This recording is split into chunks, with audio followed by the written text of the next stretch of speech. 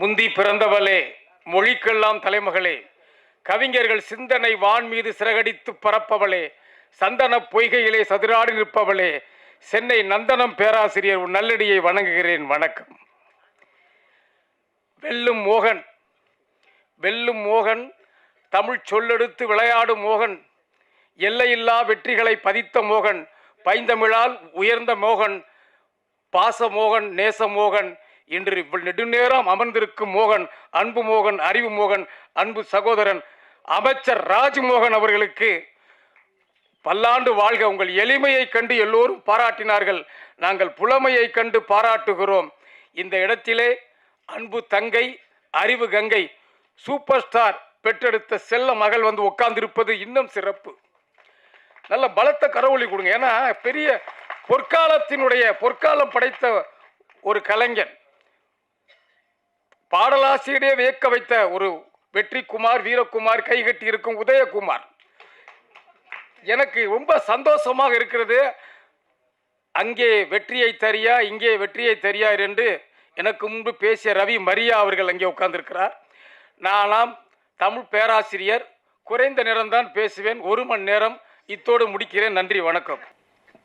தென்னிந்திய திரைப்பட பத்திரிகை தொடர்பாளர் யூனியன் எலெக்ஷனில் வெற்றி பெற்ற அற்புதமான தலைவர் யுவராஜ், யங்ஸ்டர், எல்லாம் யங்ஸ்டர்ஸு ஜெயிச்சிருக்காங்க. அதில் ஒருத்தர் விஜய் முரளி நவ மாதிரி, பொருளாளர் வி.கே. சுந்தர் மற்றும் இந்த அணியினர் புவனேந்திரன், சதீஷ்குமார், பாலசுப்ரமணியம், எம்பேரில் ஒருத்தர் ஆர்.வி. உதயகுமார், கிளாமர் சத்யா, மதுரை செல்வம், மதிவொலிக்குமார், நிகில் முருகன், ராமானுஜம், நிதிஷ், ஸ்ரீராம், சதீஸ்வரன், பரணி, அப்புறம் மறைச்சிட்டாங்க, அதனால் தெரியல, ஆகிய அனைத்து நல் உள்ளங்களுக்கும் வெற்றி பெற்ற உங்கள் அனைவருக்கும் எனது நல்வாழ்த்துகள். இதில் என்னென்னா, இந்த சங்கத்தை முதல்ல உருவாக்குனது யார்? டைமண்ட் பாபுவோட அப்பா இல்லையா?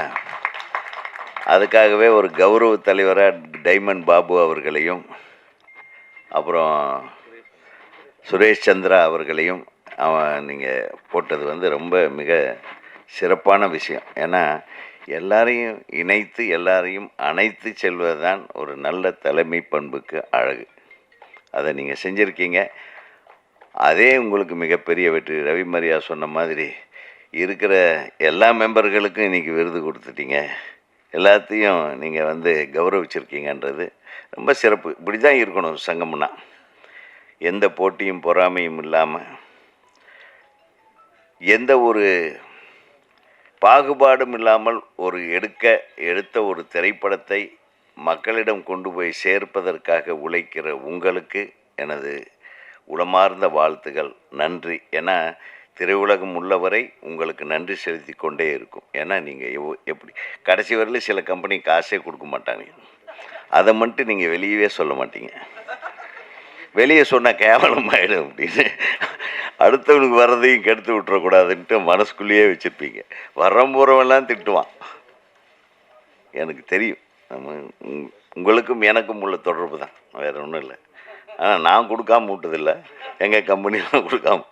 பட் இருந்தாலும் சிறப்பாக செயல்படக்கூடிய உங்களுக்கு இன்னும் மென்மேலும், இன்றைக்கி இருக்கிற சினிமா வந்து 1 வாரம் ஓடுற படம், 2 நாள் ஓடுற படமாக குறைந்து கொண்டிருக்கின்ற இந்த காலகட்டத்தில் பல நாள் ஓடக்கூடிய திரைப்படங்களாக மாற்றுவது எப்படி என்பதை நீங்கள் முனைப்போடு செயல்படணும்.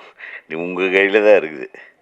அதே மாதிரி எல்லோரும் அமைச்சர் என் அன்பு சகோதரர் ராஜ்மோகன் அவர்களுக்கு நிறைய கோரிக்கைகள் இன்னும் நிறைய இருக்குது, வந்துகிட்டே இருக்குங்க. நீங்கள் ஒன்றும் அதை பற்றி பயப்படாதீங்க. நான் முதல்ல நானும் செல்வமணி சாரும் போகும்போது அவர் சொன்னானே, உங்களுக்கு என்ன ஏதாச்சும் என்ன கேளுங்கண்ணே, அதான் சொன்னார் அவர்.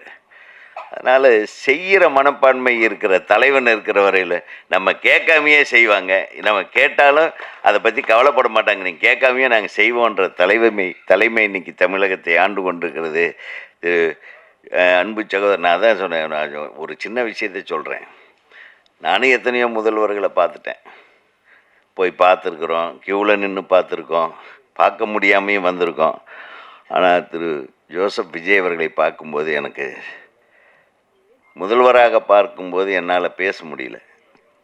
கண்ணே, நான் உன்னை என்னன்னு கூப்பிடுறது அப்படின்னு.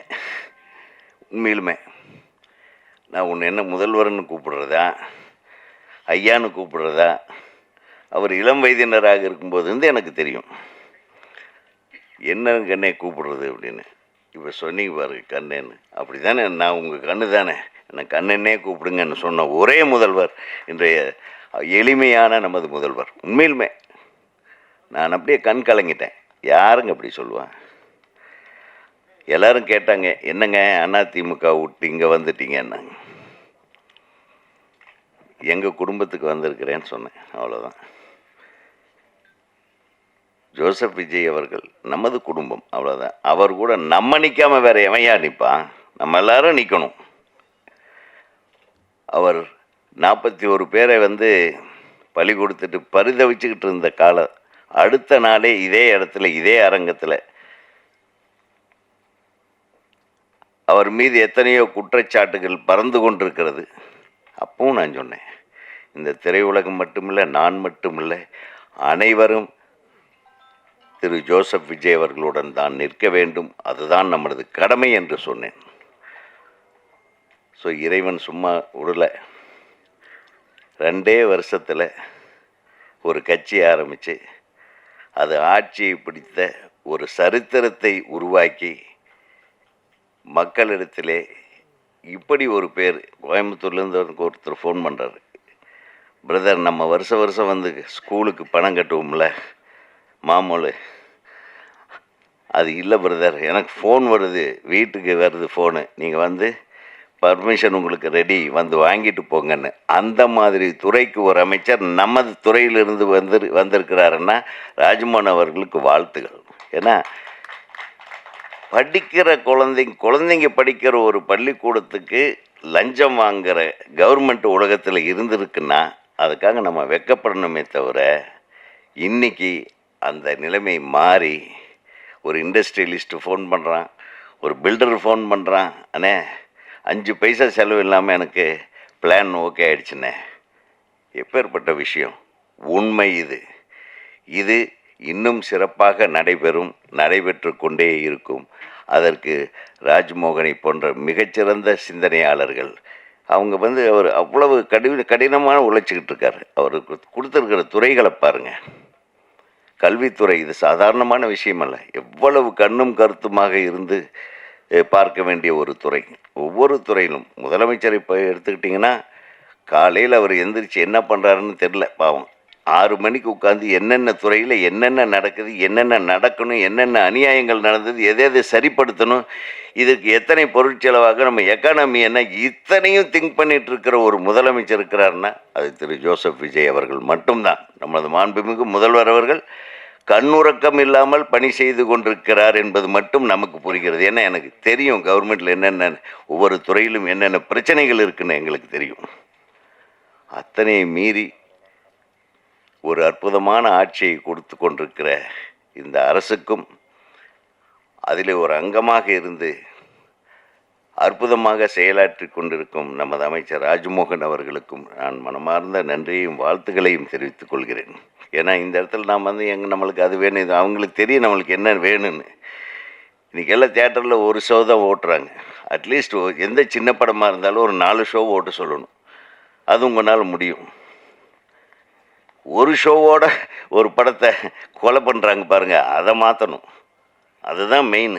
முதலையாவது ஒரு ஒரு 30 தேட்டர் கொடுத்தாலும் 30 தேட்டரில் 4 ஷோ ஓடினா தாங்க ஏதோ ஒரு டைமில் அந்த படத்தை பார்த்து நல்லா இருக்குது நல்லா இல்லைன்னு கணிக்க முடியும். ஸோ அந்த ஒரு நிலைமையை மாற்றினாவே சினிமா உருப்பிட்டுன்னு நினைக்கிறேன். நிறைய விஷயம் இருக்குது. இந்த தென்னிந்திய திரைப்பட பத்திரிகை தொடர்பாளர் யூனியன் மிகச்சிறந்து விளங்க வேண்டும். அனைவருக்கும் எனது அன்பான வாழ்த்துக்களை சொல்லி, இந்த மேடையில் அமைந்திருக்கும் நம்ம சூப்பர் ஸ்டாரோடைய வாரிசு நம்ம டி சிவா அவர்களும், நமது செல்வமணி அவர்களும், நமது தயாரிப்பாளர் இங்கேயே ஒரு மீட்டிங் போட்ட வேலையை முடிச்சிடலான்னு நினச்சி சொல்கிறேன். அதனால் அனைவருக்கும் நன்றி கூறி விடைபெறுகிறேன். நன்றி, வணக்கம்.